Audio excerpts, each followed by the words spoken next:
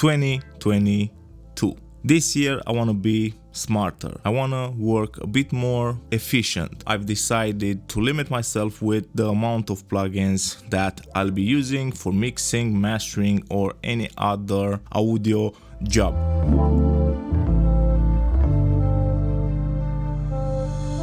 I always loved to have lots of plugins, lots of EQs, compressors, reverbs, but in recent times I noticed that this can be bad for a mix due to the fact that when you have too many options, the amount of time you take to make a decision is a bit longer. You always have something in the back of your mind saying that maybe I should go with a different option, a different reverb, a different delay. This year I wanna get rid of that. I wanna be really critical with the plugins that I use. Just the plugins that are worth using, just the plugins that are useful, and I've made a list. The list has 3 categories: essential plugins, plugins that are on all my mixes; utility, plugins that are dealing with some sort of issues or fixing things; and the last category is nice to have, plugins that I like using from time to time but are not essential or critical to my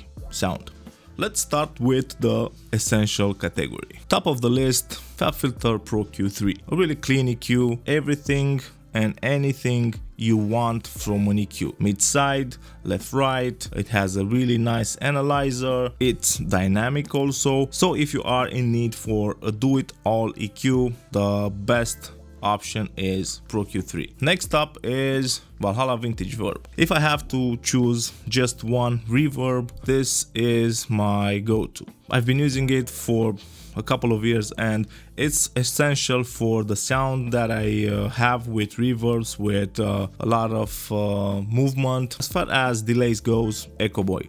I know it really well, I know how it sounds, I know how to control it, so that's why it's in my essential category. Another essential plugin for me is Standard Clip. I like using clipping when it comes to drum processing, when it comes to mastering, even though I have another plugin in this essential category that can also clip. So Standard Clip, great for a lot of things. Shaper Box, essential because it's a do-it-all plugin when it comes to movement.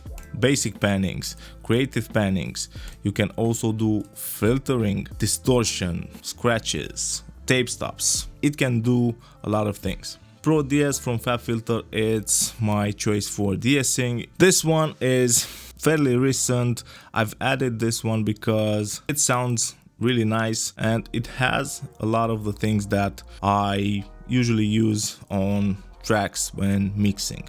You have preamp with saturation, filters, you have an EQ, a compressor, gate. It's a do-it-all channel strip. The really nice thing about it is that it's not an emulation. It has a cleaner sound. It's something that can be really subtle. It doesn't add a strong character if you don't want it to. Track spacer, this is my go-to when it comes to dealing with sidechain. Vocals to the music bus. When I sidechain the returns, the sends, reverbs and delays to the vocals. It's easy to use, fast. You can use it in mid-side, you have control over the attack and release. Another recent plugin that I've added to my arsenal is Kelvin from Ton Projects, a really complex saturator. It can work in parallel, it can work in mid-side. You have a really cool shaping EQ. This can be pre and post, so you can push more of a certain frequency into the distortion circuit. You can shape the sound after the distortion, 2 different stages with a lot of options from subtle to really nice gritty saturation. I use it for mastering and I also use it when it comes to adding character to my individual tracks when mixing. A limiter is needed and my choice for my essential limiter is limiter 6, really complex, and if you cannot make a track loud using this one, it's probably something wrong with your mix that needs to be fixed. I rarely use the compressor, a high frequency limiter. This one I use it a lot, especially when it comes to having a bright, loud master, you can deal with nasty transients like snares or sibilants from vocals, peak limiter, a clipper, and the final output limiter, which is true peak, all you need for limiting. For 2022, my go-to tuning plugin is Metatune from Slate. I chose this one over the obvious choices, Autotune and Real-Time Tune from Waves, because it has a couple of features that are really useful for my workflow. You can group instances, you can stabilize the notes, and you also have this magic knob for me, the sustain, where you can add more pitch correction to the sustain of a note. Essential for me, tape stop, this is what I use. This one is from Kilohertz, I think. When it comes to filtering for beat breaks, for crazy effects, in addition to the shaper box, I also use Volcano 3 from FabFilter. Amazing when it comes to modulation, when it comes to different filter types. It's a beast of a plugin. These are the plugins that I find critical to my sound and to my workflow at the moment. This list is going to change a bit over this year, but this will be my core essential plugins. Next up, utility. In the utility, we have a declick. A new addition to this utility is Tonic. This one is from Z-Plane. It can show you the key, the scale of your track.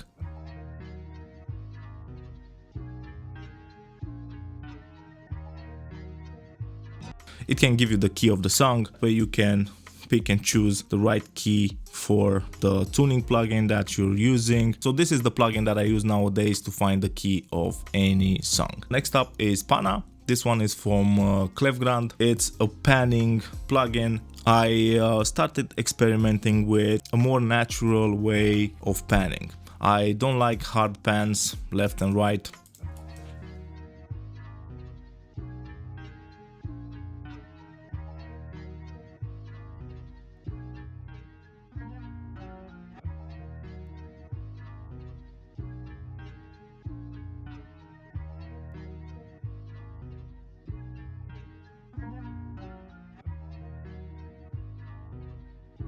So the panning sounds a bit more natural. Same goes with Goodhertz PanPot, a really complex panning system that uses level, delay, spectral panning or phase. Look into it. I really like using the two plugins for my panning duty. Another declick plugin, a declip plugin, a denoise plugin, all from Acon Digital. I like using this one instead of the RX because even though the quality isn't the same, the quality on the RX is superior in my opinion. The fact that you have less latency makes me use the Acon Digital ones in a mixing scenario. If I have to do something really complex, I can just go with the RX version. In this category, I will add the breath control again if you are in a hurry and you need to deal with some breaths. These are the utility plugins. Nothing crazy, nothing fancy. Let's move to the nice to have plugins. Like I've said, these are really cool plugins that I like using but are not essential to my workflow and to my sound. RC20, you can achieve all sorts of crazy stuff with it. Great plugin for adding character and great plugin to make something sound retro. Recently I've been contemplating in buying a Vertigo Sound VSM2 mix satellite. The hardware at the moment I am trying this VSM4, the plugin. I think this is in the same ballpark emulation of the hardware. I was a big fan of the VSM3 from Plugin Alliance, but in my opinion this one sounds a bit better and I like using it more than the Plugin Alliance version. Great for mastering. An amazing compressor that I use a lot for mastering is the Unisum. It's not essential, but it's a really nice compressor. Like I've said, I use it in quite a few mastering projects. DSAQ3. This one is a new one. I got it because for me Soothe was kind of failing sort of in the bass processing department. I find this one to sound a bit more natural than Soothe. It's the same principle, a dynamic processor, removing harshness, removing muddiness. I use this one for basses and Soothe for other individual tracks. Gullfoss, an instant make it sound better plugin. This is the most common use for me for Gullfoss on basses. Inflator, great to add some weight to tracks, to add some perceived loudness. BX Digital can easily replace it with Pro Q3. Soothe 2, like I've said, I use it when it comes to dealing with individual tracks, and it does an amazing job for that. Not essential for me, it's a nice to have plugin. I believe that these are the plugins that can take your mix from 90% to 95%. One of the plugins that I like using on vocals, dealing with those pesky transients after compression. Really great transient processor. Tico, this one is here because easy to use and great sound when you need some subtle compression, subtle EQ curve. 7 Heaven, I hate putting 7 Heaven in this category because I use it a lot on vocals, but if I'm in a rush, if I need to get a mix done fast and to achieve a great sound, I always go with Vintage Verb from Valhalla.